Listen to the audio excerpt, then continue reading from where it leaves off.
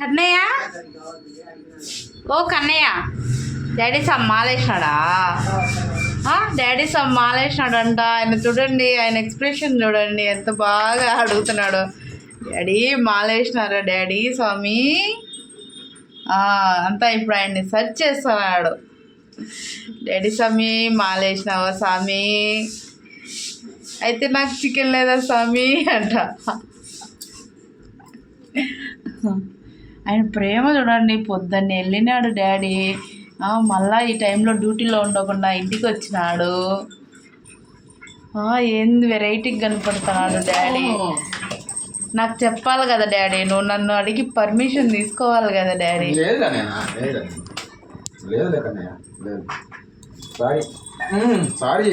Sorry చెప్పినా ఆయన ప్రేమ చూడండి.